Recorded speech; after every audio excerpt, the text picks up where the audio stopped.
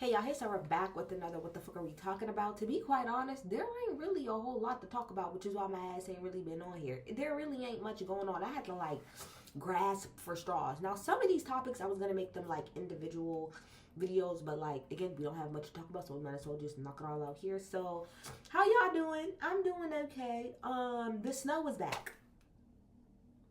The snow is indeed back. It was just like 50, 60 degrees out here.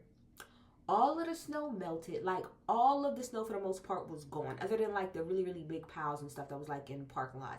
But for the most part, everything was gone. Guess what? It's snowing right now. It's been snowing since last night. And it's gonna keep snowing. All my daggone family in New York is sending me pictures of how bad that damn blizzard was that just came through and did its 1-2s. Where is spring? I ain't never been so tired of hearing or talking about snow. I don't care that I lived in the East Coast my whole life. I don't care. I'm tired of talking about it. I don't want to hear about it no more. So yes, it is snowing currently, and it's gonna continue to snow for the next 3 damn days. Over it. Anyway, so let's start off with saying rest in peace to 2 people. Rest in peace to James Van Der Beek, baby.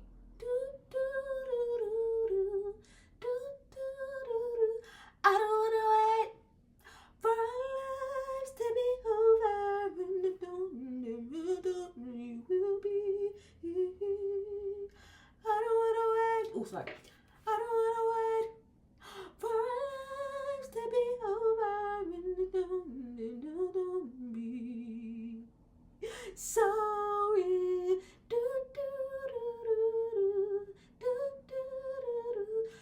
Fucking Dawson's Creek. I need y'all to understand how there was a lot of shows like growing up like that. Me and my mom, mind you, my mom only had me when she was 15. So mind you, I'm young as hell watching these shows. But let me tell you something. A few shows that me and my mom for sure watched together. Fucking Dawson's Creek, bitch. Clueless, not the movie, the show. Because most of y'all don't even remember that not only was there just the movie, but there was the show Clueless. Used to watch that as well. And more importantly, bitch, Ricky Lake. Those 3 things right there was me and my mama was like, this baby. Oh, that really broke my heart. I knew he was sick or whatever. I knew he was sick for a while. But that hit my daggone heart. Oh, who also died? The guy from, I want to make sure I get his name right. The guy from, Grey's Anatomy. Eric Dane. There we go. He passed away too, and I was looking at him like I know him from there, but where else do I know him from? Bitch, Euphoria. He was Nate's daddy. The one who had the sexual problem and stuff, he was Nate's daddy. Now, that's not only one, but that's 2 people that was kind of important, because he was important. I think that was his name, is Nate, or whatever the guy's name is. Storyline. He was real important to his storyline. Remember at the end, when he went off on his whole family, and then he walked out or whatever, because he was repressing a lot of gay feelings? Child, bye. He died too. And then the Reverend Jesse Jackson also passed away. It's been a rough week. Bitch, and not only that, why did it come out that Nicole, aka Snooki from Jersey Shore, she got stage 1 cervical cancer? Now, thank God it's stage 1, because stage 1 means, like, it's very much so, you know, like, you can be okay with that or whatever. Thank God she caught it early. But still, like, what is actually happening? Rest in peace to all those people. Prayers is up to the daggone families, child. I go up for all those people for individual reasons. So, rest in peace to those people. I just want to start off with that. Now, let's move on to stuff that ain't that damn important. The Brent Faiyaz album. Icon. Baby, let me tell you something. I've always felt like Brent Faiyaz can't really sing, but I like his music, right? I've always said that. Brent Faiyaz can't sing. Like, he can't sing. He can hold a note. He can do a little yang round the house, but he's not like a singer, right? But I still will say, if you ain't nasty, don't add me. I've been working all day, I like to run the streets till it's dark out and come home, blow you back out. I hope that's okay. I can leave you alone, alone. Oh, damn day. That's my shit. That is my song, okay? And I like Brent Faiyaz as a whole. But I put on this album that just came out, Icon, you know, like last week when I was working. Baby, you and Raphael Sadiq keep working together. Because if y'all ain't know, Raphael Sadiq helped him put this album together. You need to keep doing that.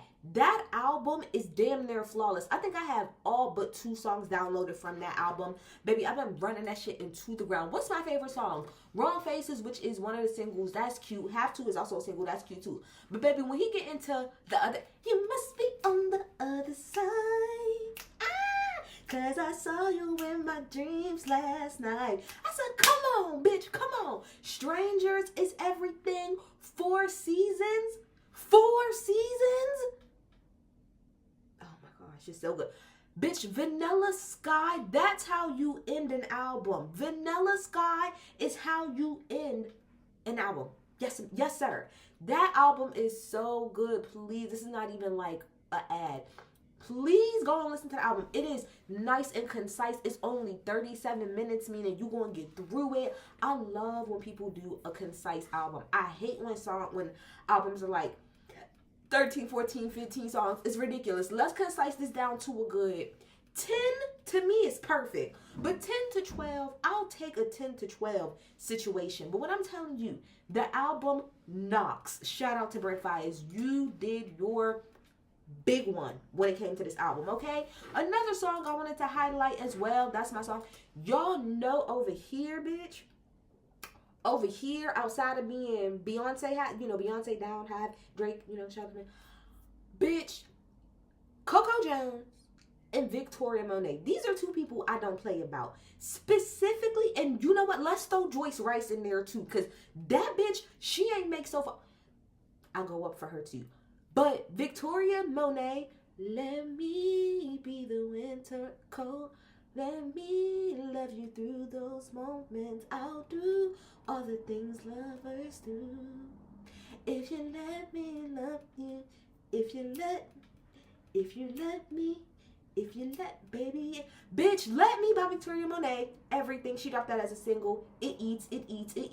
What's the song that Joyce Rice just put out? Break Me In. Eats down. And then my bitch Coco about to drop Lover Girl, not the Megan, my man, my baby, dicking me down, then driving me crazy. Not that. But Coco Jones got another Lover Girl song coming out. Can't wait for that. Y'all know I'll go up.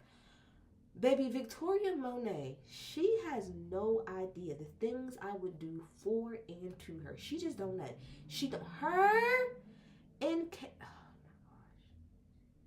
Her and Kaylani, they need to just go ahead and get back together. I'm about sick of it, okay? So yeah, just wanted to throw that out there. Look, I'm only 8 minutes in. I thought I was way further than this. Anyway, what else can we talk about?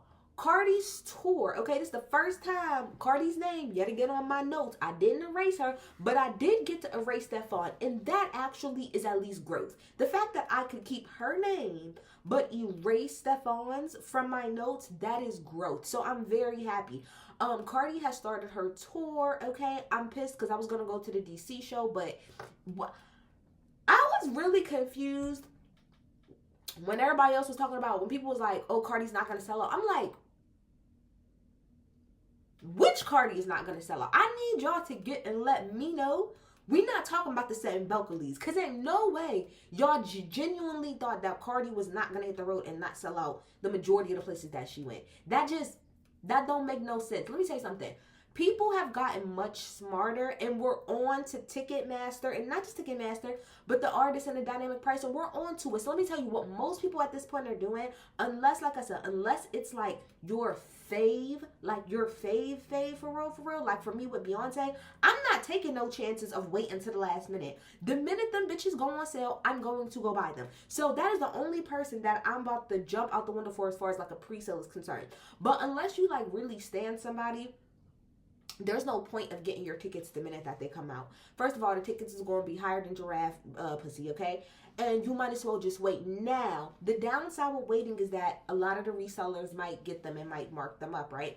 But at the same time, the prices is already high as hell. So what most people do now when it comes to ticket prices or tickets is, especially if you're directly in the city, you wait. You wait till like the month of, a few weeks before. Hell, some people wait till the week of. Now, if you're going out of town, that's a little bit different. But even going out of town, most people kind of wait a little bit.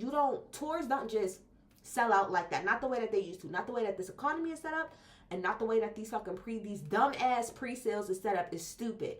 So I was confused when people were like, I'm like, Cardi's definitely gonna sell out. She's gonna be just fine. Like, a Cardi concert just sounds fun. The same way that like the Meg and the Gorilla show, like the Megan show, you know, where she had Gorilla come on tour with her. That just sounds fun. Like, even if you don't know all the music, you trying to tell me going to a Cardi show tour, that don't sound like that's gonna be a good night? Ass ain't gonna be thrown in a circle. You not gonna get drunk as hell and have a nice time. You're gonna have a nice time, period. So yeah, I was pissed because the DC show is sold out, and that's where y'all know when I go to concerts, I go to DC. But that's completely sold out. I was gonna go originally to Atlanta, but Atlanta was tripping as far as the ticket prices. Then I went and I looked for Atlanta. Now guess what? It's all sold out. So all her shows, like her first 5 shows, have been sold out. She sold out the Kia Forum in LA twice. Tip, tip, tip, tip, tip, tip, tip. Yes, ma'am. But anyway, I watched the tour, whatever. I watched the first night on YouTube, and then I've been watching, you know, like some shows here and there. Overall, I would give her tour like a 7 out of 10, right? So far, because I know she still got things she got to work out. I feel like for it to be like her first tour, I feel like the vision and everything is there. I think it's very clear, as a lot of people have pointed out, that she took a lot of notes from Beyonce. We know that she went to the Cowboy Carter tour. We know that she went to the Renaissance tour, and you can tell that she took notes. And I don't know why people are trying to make that like a negative thing. That's not a negative thing. You go to be inspired by other people. And when I say that, I mean from like the interludes, you know, like the graphics and stuff, you know, like on the screen, the interludes, the way that she's performing directly to the camera, right? And then she's performing to the crowd, like that's very Beyonce coded, like the somewhat like leotards, you know, that she be having like full, you know, outfits, but also like it's kind of leotard kind of at the same time. Like I love it. I feel like her set list was damn near perfect. She did almost everything except I know she brought Glorilla out to do Tomorrow too, because I don't remember seeing that in like her first one. And maybe that's it. And maybe like if you like Motorsport. But outside of that, there wasn't a song that she missed. Bitch, I'm gonna tell you, when she did my song, my favorite song off of Cardi's new album or Am I the Drama is Check Please. When she did that through and through, I said, oh bitch, I could have went home. And that was within like the first 10 minutes. I said, oh bitch, I'll go home now. I'll go home after that song. I'm feeling like a bad bitch. Oh, damn day. If you ain't my bitch, you just bitching damn way. You say you die for your respect. Let's find out and see. They say Rob will give you wings, so does Cardi B. Let's go. I need more money than problems this year. Let's go. I still get big bitch head nigga. Let's go. I love that. That is my number 1 song played so far of like the year. Love it, love it, love it. She's had a few like wardrobe. I think the main thing she really needs to get together, like I said, is her wardrobe malfunctions because she keeps having those. And it seems like every time I watch her when she does Imaginary Players and she has like the little Britney Spears, I call it headset or whatever, you can't hear her. And then when she gets like to like the stripper kind of portion of it, you can't really hear her. So I want y'all to get her mic together because I love Imaginary Players. And if I was to go there and not be able to hear her do Imaginary Players, I would indeed be very upset. But outside of that, I really like the way she broke everything down. Like as far as like the different chapters, I love like, you know, like the middle piece, the beginning piece, which is a little bit more aggressive. Then, you know, she kind of slows it down a little bit, get into the more emotional parts. Then she goes into her Latin little section. Then she goes into the stripper section. Like somebody, like they had a vision. Whoever it was, y'all had a vision. And I think specifically with the fact that like obviously she don't got a Beyonce budget, and she even said that, like I think when she was putting her tour together, she was like, I have to cut so much stuff because, you know, the budget just ain't there at the end of the day. So I have to, you know, like, figure it out. What a lot of people don't know is Beyonce, for the most part, from my understanding, yeah, she has a budget, but there is no real budget because Beyonce comes out of pocket for a lot of the shit that she does for her tour. She comes out of pocket because obviously she's gonna make money back on all of that, but there is no real budget when it comes to Beyonce, and whatever she needs to pay out of pocket for, she's just gonna pay out of pocket for, point blank period. Cardi ain't gonna do that, and she ain't there yet. But I'm really happy for her. You know, I just feel like it's very frustrating to me that I feel like and it's mostly like women rappers, women in general are always held to a higher standard. But specifically, if we're talking about rapping, women rappers are always held to a higher standard than niggas.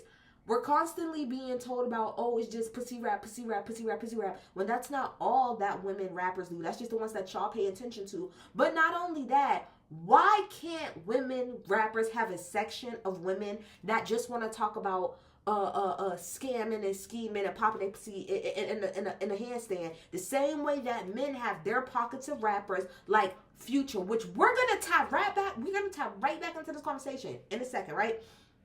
You have people like Future and people like Chief Keef or whatever. Like, there's certain people that I don't go to get some deep ass substance. I'm going to hear this or to hear that. Like, I'm not going for some deep ass message. So I don't like the fact that, like, for a long time Cardi was like, and she kind of is to this degree, it's like, oh, Cardi doesn't rap well enough, oh, Cardi doesn't do this, oh, Cardi doesn't. It's like, but look at the field. Like, look at the men on the field. Like, are we serious? So I'm saying that to talk about her tour when people are being so, to me, overly like critical of her tour. Have y'all been to a male rapper's tour? There's no way that you've been to a rapper who is a man's tour or show and then look at what Cardi is providing and saying that, oh, it's not enough. As somebody that, like I said, 2 years ago, this is literally in February. In February, I went to the tour, and I think March is when the first, like, I think it's maybe when not Pop That, but when Like That came out. As somebody that went to the Drake show when he was out here, when him and, it's crazy, him, Cole, and Dirk, that's the wildest part to me. I went to that show when they was out here. As much as I love Drake, and I go up for Cole and I go up for Dirk, let me be very clear what that show was. That show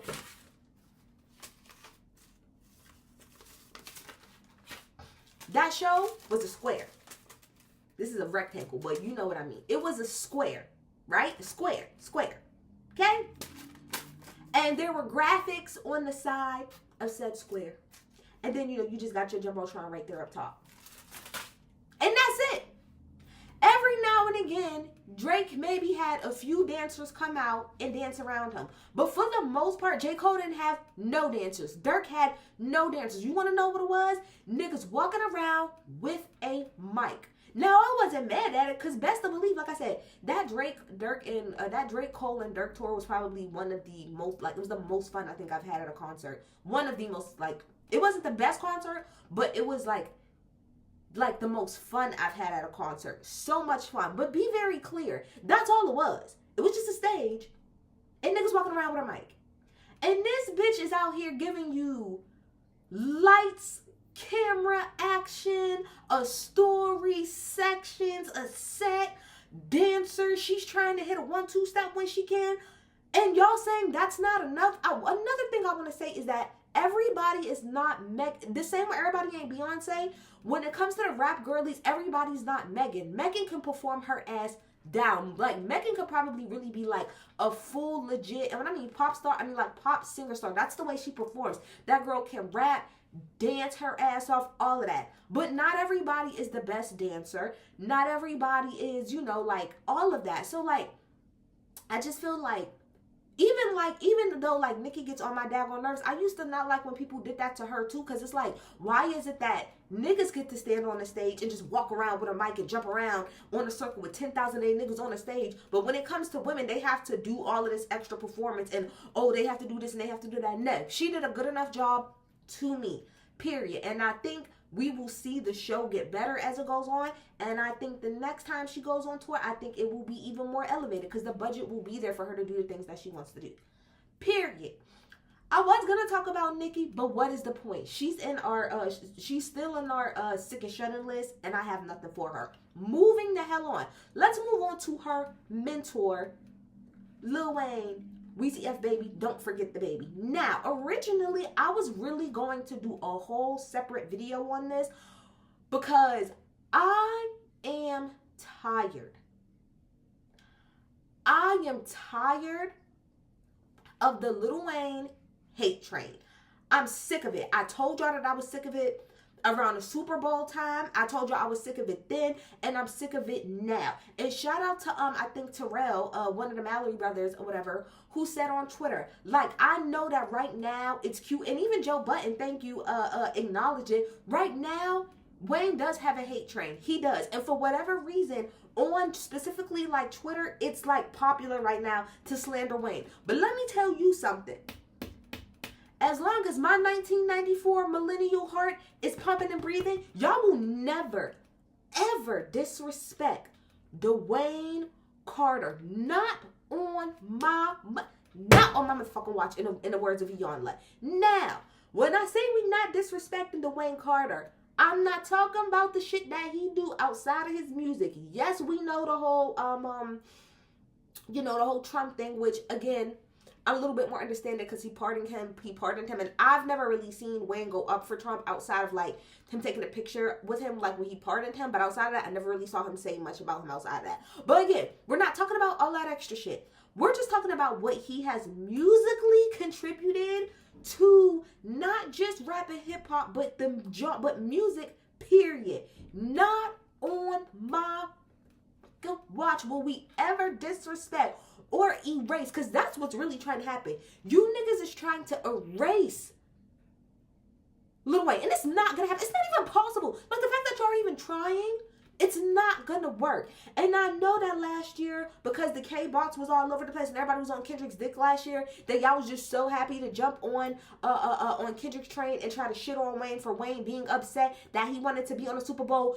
And y'all talked all that shit about Wayne just for us to come and find out that his ass was on the short list of people that was gonna perform and that he got cut at the last minute. And he was told he was on the short list. So all of y'all people oh, why did he expect that? Why did he expect that? His ass was on the short list, and they confirmed that. So please, boom, boom, boom, boom, boom to the moon with you bitch ass niggas. Now, let's move on to what Lil Russell said, because I'm going to read exactly what he said. Okay, if you don't know, because I didn't know who the hell Lil Russell was. I ain't never heard of him a day in my life. No, I heard of Lil Russell recently when people was making a big deal that he went from being, like, independent to signing with, like, Roc Nation. That's the only time I heard of this man. I didn't heard of him outside of that. And mind you, that was just a few weeks ago I heard that, right? So he was on a podcast, right? And we're going to read what he said. Okay? They're talking about Wayne. And he said, and I quote, just because I started listening to everything and I started maturing as a human, and I'm like, damn, and mind you, he's talking about Wayne. This nigga wasn't talking about nothing for a long time. As someone who grew up in these communities and grew up with homies who I seen want to be bloods because they following Wayne and want to be gangsters and want to shoot. All the gun bars, I've seen the negative that he's contributed to the community, and I have to look like, man, what are the songs where he really talked about something, right? Here we go. Then he says, out of a 1,000-song catalog, it's minute on this end. Man, Tie My Hands, one of the greatest songs ever. If I hug you once, but I slapped the shit out of you 1,000 times, your affinity for me, you're probably going to remember me for this. As I mature, a lot of my favorite artists, I'm now like, damn, I love you because I learned how to rap because of you. But when you look at the contributions, it's like, man. Okay, so we're just going to stop right the fuck there. So the first thing that everybody was abuzz on the internet about is him pretty much saying, oh, and he also said, let me stop. The first sentence before the first paragraph I read, he said this: I had grew a disdain for Wayne just because I started listening to everything. Like, I started to mature as a human, and I'm like, damn, this nigga wasn't talking about nothing, because I didn't read that part, because that was like right before that. And originally, a lot of the like big points, talking points that people were saying is like, what do you mean Wayne doesn't talk about anything in his music? And niggas just started to list it all out of all of the songs where Wayne is actually talking about something. And it's really started to be the question of, does Wayne have substance in his music, right? And you want to know what? I was one of those people who initially was pissed off because I'm like, before I like even like saw the whole clip, I'm like, what are y'all talking about that Wayne? Like, yes, I want to be very clear. Yes, Wayne does a lot of just really good rapping about just like nothing, to be quite honest. Like, he really does. He's a really, really elite fucking rapper, right? Who raps so well. Similes, metaphors, double, triple, quadruple entendres. That's what he does. But to say initially, what I'm thinking everybody's saying was like, he doesn't have anything where he's talking about anything. And I'm like, if y'all don't know Lil Wayne's catalog, if all y'all know is a Millie and Lollipop, then why don't y'all just say that? Why don't y'all just say that that's all y'all know? And if you skimmed through No Ceilings one time, somebody said, hold on, because I'm going to snap. Somebody's retort said that No Ceilings was about nothing. I can't even talk to these people. I can't talk to people that went to No Ceilings as their freaking evidence that he does not talk about anything. Who on God's green earth, like I just said about Future and about Cardi and everybody, who went to No Ceilings, went to go listen to No Ceilings with the thought that there was about to be some beautiful ass picture that was painted? What the? I can't talk to you niggas. Y'all really irk my soul.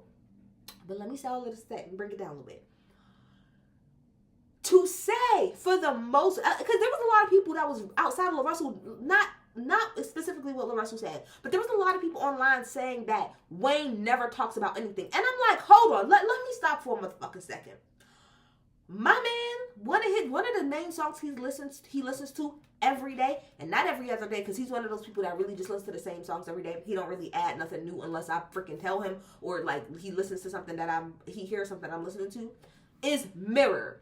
Mirror by Lil Wayne featuring Bruno Mars. Do you know that I'm not even talking about streams? The video on YouTube alone for Mirrors has 1.2 billion, not M, B, billion, bitch, billion fucking views. One of his biggest fucking songs, videos of all time is Mirror on the Wall. Here we are again, through my rise and fall. You've been my only friend. They told me that they can't understand the man I am, so why are we here talking to each other again? Like, what are we talking about? Like, even if you want to go to the commercial hits, are we not going to talk about, we had a lot of women that'll steal your heart, never give it up, but never figure out how to love. Like, even if you want to go to commercial hits, you don't have to go very far to find a song from Wayne that has substance. Secondly, what is your definition of substance, right? Is your definition of substance being specifically uplifting to the Black community? Because that's not all that substance means. To me, it don't. Substance means you're saying something, you're saying a specific message, or you have a point, or not even just that. You have a story that you're being told. Bitch, we could do the same album that for whatever reason now all of a sudden everybody want to shit on is the Carter 3. Makes no sense to me. But now that everybody wants to shit on the Carter 3, are we not acting like Dr. Carter is not on that album? And the whole concept of being a doctor and trying to revive fucking hip hop. We're not talking about that though. Like, again, even if you don't want to dig deep into the catalog, to say, for the people that said this part, that that Wayne never talks about anything, please get the fuck out of my face and stop talking to me, bitch. I feel like dying. I could keep going. Now, what LaRussell said, like I said, as I kept reading, because I went back and I listened to the whole clip, he said that if you compare what, like, Wayne's catalog, right, the majority of it is him just rapping very well. And he has a minute, like, you know, the amount that he's, like, actually, like, saying something within his songs is a little bit, like, on the lower side. Now, I'm not going to argue with that, right? I'm not going to argue with that because in our reality, I don't think that people, again, who are, like, much, much younger than me understand the clip rate at which Wayne was putting out music. It's not like your rappers now where they're putting out an album or a song like every 2 to 3 years and they going on these long hiatuses. Wayne was kind of like Rihanna to me in the sense of Rihanna was dropping music every single year. Every year. That's why Rihanna has so many hits as she does, because Rihanna was cranking shit out. She wasn't taking time off. That's why I'm not mad that she took 10 years off. Because y'all, if you're not old enough, you don't remember the clip rate at to which Rihanna was putting out music. Rihanna was dropping an album every fucking year. Every year. Multiple singles. Every damn year. And that was Wayne. Wayne at a particular point in time, besides his own individual, like I said, albums, we're talking including mixtapes, including features. His clip rate was insane as far as how much music he was actually putting out. It was a lot. So yes, I'm willing to concede the point that maybe the like if we're looking like at his catalog, like if we're taking in everything like albums, mixtapes, features, okay, sure, I'll give it to you that maybe for like a good majority of it, he's probably just rapping elite. And let's be clear, it's not, oh, he's just rapping more of it. Elite fucking rapping, right? Versus him, you know, maybe like really like telling a story, whatever. Bitch, Mrs. Officer is a story. What are we talking about? That's a concept within itself. Like, please, right? So eventually, LaRussell came back and he apologized. But let me tell you my main issue with what LaRussell said. Number one, the word disdain. I had grew a disdain for Wayne. A disdain. Disdain. The feeling that someone or something is unworthy of one's consideration or respect. Disdain. That for me is what got me. Disdain, nigga? That's what we're saying about Wayne? No. Pick another word, which he did come back, like I said, later, and he apologized, and he said disdain was the wrong word, because that wasn't the right word for him to use. You're damn skippy. It made zero fucking sense to me. Sorry, y'all, had a phone call. So, my thing is, the disdain word, didn't like that. Also didn't like how, at the end of the day, you're trying to make it seem like the whole thing of, oh, my friends was claiming blood and doing all this gang stuff. So now we're putting gang violence on Wayne. So now we're putting gang violence on Wayne. That's what we're doing? Negative. Don't like it. Hate it. Not for me, bitch. And especially from my understanding, ain't LaRussell from the West Coast? You got your nerve. Please. And I also want to say, I understand that he apologized. I heard the apology, but I'm still going dig into that ass. Pause. Okay? Also, this whole idea of like, oh, well, you gave, it's like when somebody gives you a hug, but then slaps you 10,000 times, what are you actually going to really remember? And it's like, to me, that's like pretty much saying that you feel like Wayne took more than he gave. Are we serious? In my humble opinion, I would have to highly disagree. Do you know the tree of Wayne? Like the fruits that have come from the tree of Wayne? If there was, what is it if it wasn't for Wayne? Like, what are we talking about? Like I said, I was gonna do a whole video on like Wayne and his impact, but like to me, it's not really no point. I'm gonna just do it here. But y'all might as well just know, like, not on my watch. I'm not gonna stand for any Dwayne Carter disrespect. Not specifically on his musical legacy. We can talk about everything else. Y'all can talk about that separately. But talk about his musical legacy. We're not gonna do that. We're talking about the man who's been rapping since he was like 14 years old. 14 years old with one of the most like influential groups from the South, Hot Boys. We're gonna disregard that. That's what we're gonna do. We're gonna disregard that. We're gonna disregard the Carter series. We're gonna disregard that. Now again, you can feel how you want to feel about Carter 5 and 6, but 1 through 4. Specifically 2 through 4, like we're not gonna act like like that wasn't impactful. And also, pause for the cause real fast. I don't know what the fuck's been going on the last 10 to 15 years, but the disregard and the throwing away of the Carter 3, I'm sick of y'all. I'm sick of you hibbity hip hop niggas that always want to try to come through and be like, but the Carter 2 was better. But the Carter 2 was better. But the Carter 2. Even if that's the case, even if you feel like lyrically Wayne was on a different level, he was better once he went to the Carter Carter 3, he was more commercialized. Even if you feel like that, we're not going to shit on what the Carter 3 did for not just Wayne, but for like my generation, for like the landscape of hip hop. We're not gonna do that. It gives me like when people talk about like Thriller, and then there's always somebody that's like, but Off the Wall was better. But Off the Wall was better. Off the Wall was better. Okay, Off the Wall was good. Even if you feel like Off the Wall was better, we're not going to disregard what Thriller was and is. And that's how I feel about the Carter 3. Not to say it's on the same level as the Thriller. I'm just saying that comparison, it pisses me off. Because again, cool, feel how you want to feel about the Carter 2, but I'm tired of every single time now when somebody brings up the Carter 3, here y'all go, but the Carter 2 is better. Bitch, that's not what we talking about. Good, great, the Carter 2 is better to you lyrically, but are we going to disregard what the fuck the Carter 3 did for the landscape at the time, for people around my age bracket at the time? We're talking about somebody who did 1 million copies in 1 fucking week. Physical.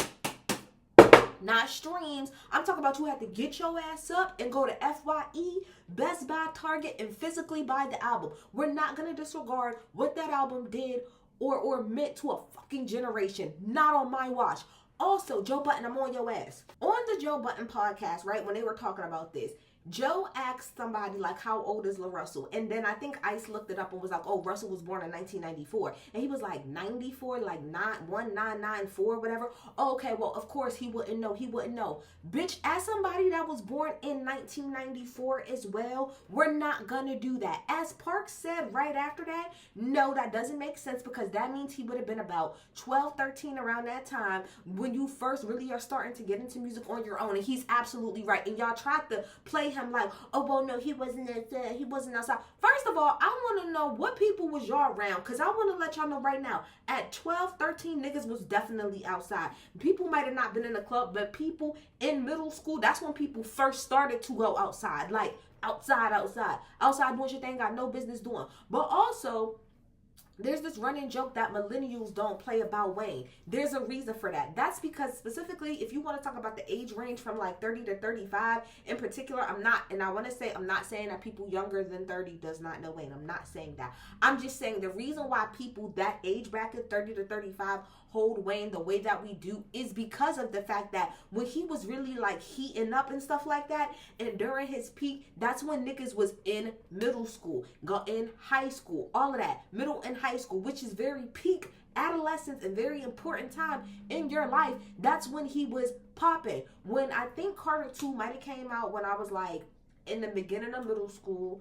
The Carter 3 came out like right when I was going into high school, and then the Carter 4 came out I think maybe like the end of my junior year going into my senior year of high school. So you're talking about peak adolescent time. That's why we take that nigga so fucking seriously, because his music was dominant during that very important part of our lives. What the fuck are we talking about? Y'all love to try to disregard the mixtapes like, hey, we just know ceilings and know this and know that. This nigga was literally taking hit songs, not B-side songs, hit songs, and making it to where when you hear it, you don't even think of that person anymore. Like for me, when I hear Oh Let's Do It, I don't even hear Waka. I hear Wayne's version immediately in my head. When I hear Ice Cream Paint Job, I don't think of the original. I think of his version. Like, we're not gonna sit around here, not on my watch, and play on Lil Wayne's fucking head top. And we're also not gonna sit around here and play around like he's not the reason. Well, I think he did a song where it was like, if it wasn't for Wayne. Like, we're not gonna do that. Like, your Playboy Cardis and your Uzis and your Yachties and everybody like that didn't come from the Wayne tree when they all did. The mixture, and this is not to say that this wasn't a thing before, but the mainstream at the time blending of what he was doing with rap and rock, which is why y'all see people doing it the way that they do it now, that was from Wayne. We're not going to disrespect Wayne's legacy. I'm not playing with this. I'm not playing. I'm not playing when it comes to this man's legacy. Y'all gonna stop playing on his head top. And as much as Nicki might get on my nerves right now, and Drake might not be in the public's favor, we're not gonna act like that's not the man who gave us Wayne and Nicki. Drake and Nicki. Period. Stop disrespecting Wayne. Not on my motherfucking watch, bitch. Not on my motherfucking watch. Okay? Then we could go on to the 50 Cent and T.I. situation of it all. because there was this big thing about like T.I. versus Wayne or whatever, but T.I. was like, no, I ain't worried about that. I'm coming for 50, right? And according to T.I. on the $1 Million Worth of Game podcast, whatever, with Willie, I said Willie, wait, Wallow and Gilly, I'm switching around, Wallow and Gilly or whatever, that he said that he saw 50 Cent in LA, whatever, and asked him about the verses, and he said cool, and then T.I. was like, all right, I'm gonna jump out first, and like make it, say something about it, and then you can follow up. 50 Cent said cool. Then ever since T.I. been coming out,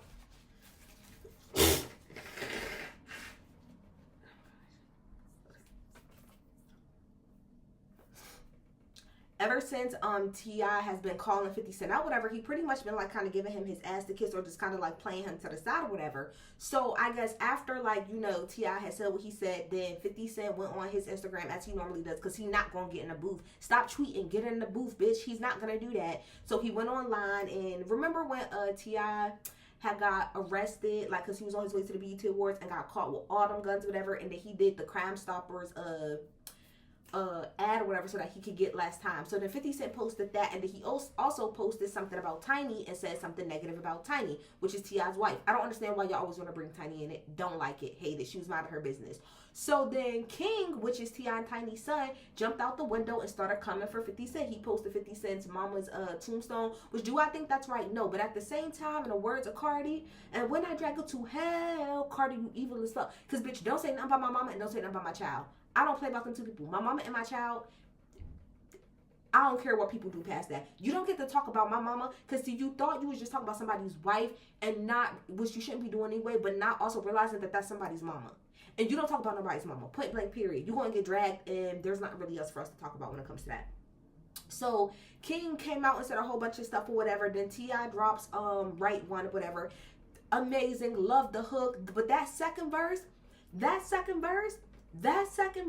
T.I. really dragged on that second verse. He ate Curtis right on up. And I'm just so happy that it took y'all forever. It took y'all 3 versions of a terrible fucking Power spinoff show and terrible ass BMF shows for y'all to come over to my side. But I've been saying for years that 50 Cent is trash. He's a trash ass person. I don't understand why y'all like him. He don't give anything. And to me, his musical whatever repertoire to me has always been overhyped. I've always felt like niggas overhyped the 50 Cent train. And I don't know that's just because of his personality or whatever and just the way that he blew up. But to me, niggas always overhyped it. As somebody that lived in Queens before Get Rich or Die Trying, during Get Rich or Die Trying, after Get Rich or Die Trying, let me tell you something. My daddy was outside. First of all, my daddy had me when my mom and my dad had me when they was 15. So when this was like a thing or whatever, like my daddy was really outside. And because I'm nosy as hell, when his friends and stuff used to come over, bitch, I was listening to the stuff that they was saying. And y'all can feel however y'all want to feel. Again, this could have just been my side of Queens that I was on. But niggas that was really outside, as Joe want to call it, wasn't respecting this nigga. He was called a snitch at that time because there was paperwork, as T.I. said in his song back then, there was paperwork that he snitched. He wasn't standing 10 toes on business, bitch. He was doing a lot of weird shit in the as far as the streets is concerned. And he was a loser then from everything that I heard. And as I got older, all I used to do is harken back to them conversations I used to hear. And that nigga was indeed a loser, indeed a lame, indeed pusillanimous. As T.I. said, you only come for people that you know for a fact can't even really come for you. But as he said, you got the right one. So I'm glad y'all on my side. It's F 50 Cent for now until the end of time. Don't care. Fuck Curtis as far as I'm concerned. Then we move on to the BAFTA of it all, right? So the BAFTA is the British Awards for film and television, right? Over there in the UK. And Michael B. Jordan and Delroy Lindo was on stage for Sinners. And mind you, this is the first award of the night, which we're going to get back to in a second. And a man that was in the audience, he had Tourette's. His name, I can't remember his last name. His name was John or whatever, right? And he said the N-word whenever they had came up on stage. Now, this is where I'm going to divide my smoke up here a little bit. Number one, I don't have smoke for John because of specifically like what he said. Although I think it was messed up, obviously. My problem with John was his apology, non-apology, right? Because he came out after everything. And if you read his apology, it was mostly him just thanking BAFTA for having him. He did not name drop Michael B. Jordan or Delroy Lindo. He just pretty much said, I'm sorry if you was offended, which is what BAFTA want to come out later and say. And it's like, okay, but you specifically offended 2 people and you did not say anything to them. Now, it came out later that John's team reached out to Warner Brothers to try to get in direct contact with Michael B. Jordan and Delroy Lindo. But my thing is, like, you could have said that in your original statement and you didn't. So that's where my smoke for John ends. Other than that, I ain't got nothing for John. Move to the side, John. BAFTA, BBC, come to the front. Come up to the front of the classroom. Because according to a couple of things. Number one, y'all niggas was on a 2-hour delay.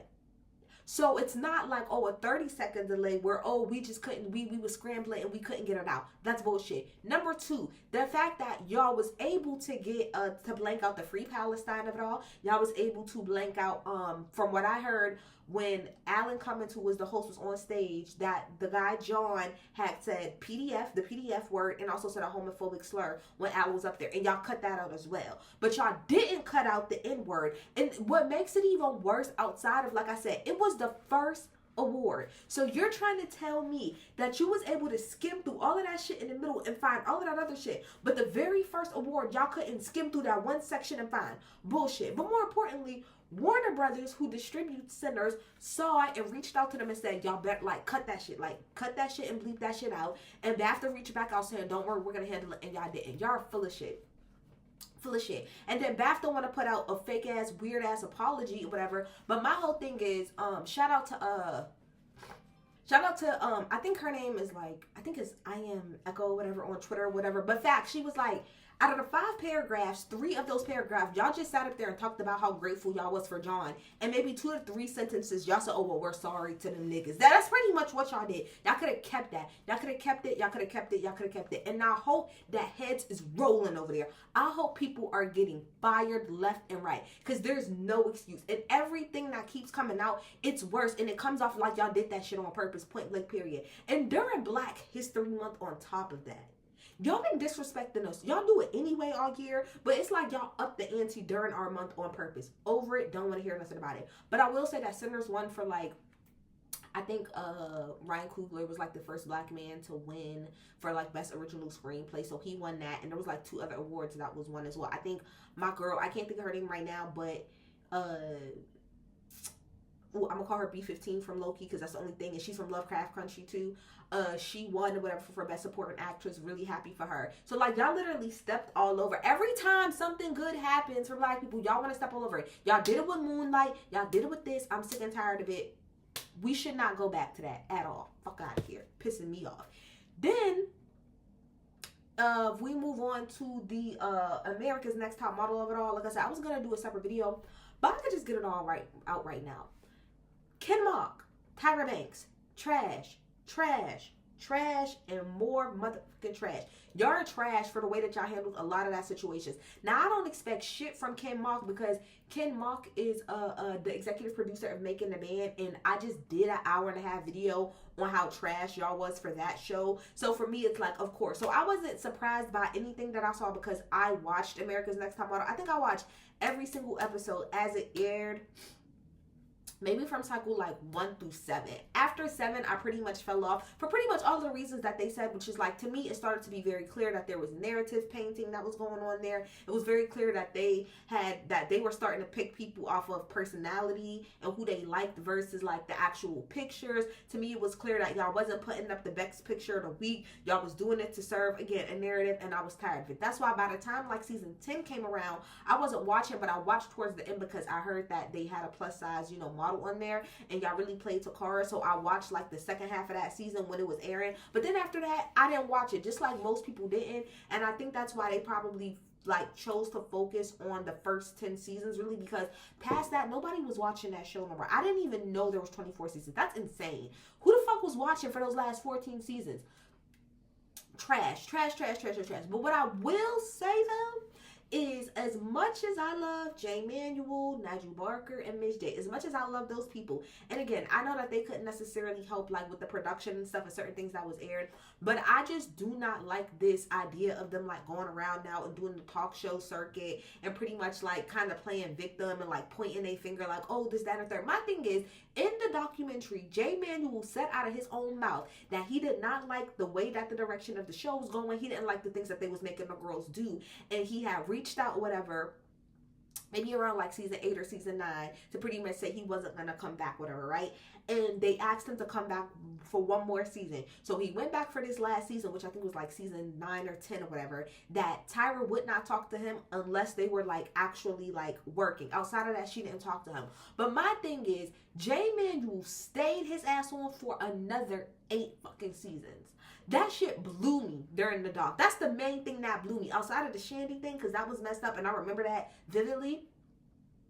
That shit was completely weird to me. So were you that pressed about what the girls was going through, or was you not? Because you didn't stay for another 1, 2. You stayed for 8 more seasons and you didn't even quit. You got fired. You got let go before you left. So my thing is, no, y'all wasn't part of production, but y'all was definitely on that judging panel being nasty, pretty much playing into the nasty ass narratives. So like, who really is here at fault? Was a lot of it Tyra? Yes. Was a lot of it Kim Mock? Yes. But I don't like them going around and doing this whole like TV circuit, talk show circuit, and making it like, it's like very victim-y, and I don't like that. Y'all played a part just like everybody else did. Now maybe again, y'all didn't play a part in the production, but y'all played into the shit that these girls had to go through. Like y'all was on the judging panel doing all this. You was helping put together not put together, but because Jay Manuel was like, after a while he didn't really put the photo shoots together. Okay, but the point is, the matter is that you still stayed, you still collected a check. So I don't like this idea of now all 3 of them want to run around and try to play like, oh, Tyra was such a bad person. No, all of y'all was complicit, and y'all didn't give a shit until all of y'all got fired. Point blank, period. Period, period, period, period. But also I feel like America's Next Top Model, they tried to compare it to Survivor, but I thought it made way more sense to compare it to American Idol, because with shows like Survivor or Big Brother at that time, like you was getting, it was a cash incentive. You was getting cash at the end of it. With America's Next Top Model, I think towards the later seasons they started to also get cash, but it was more so a promise of like, we're gonna open this door for your career, right? Not necessarily like give you a monetary value or whatever. And I just feel like that's a better comparison, because how many people out of American Idol do we know? Kelly Clarkson, she was the first season. Ruben Studdard, but I don't really know what he did outside of Sorry 2004. I know he's went on to do things, but don't know. Fantasia. Jennifer Hudson wasn't even a winner, but she was in that same season as Fantasia, so I guess you can count her. And then Carrie Underwood. That's like 5 people, and only 4 of those people won. How many seasons of American Idol is? Similar to The Voice. I don't know one person from The Voice. I don't know one winner. I don't know one person that left The Voice and was able to like really thrive from that. So it's just like a double-edged sword kind of. But yeah, I was going to do a video on that, but honestly I really don't care. To me, again, terrible the things that happen to the girls, but also to me it just falls all under the umbrella of like how trash like reality TV to this day still is. Because my thing is, I don't want to hear nobody complaining about Tyra and what she did in that show if you are engaging in baddies. Yeah, if you're sitting up here watching baddies, I don't want to hear your opinion on this shit. I really don't. But that's it, y'all. Y'all get in the comments. Tell me what y'all think about. Bye.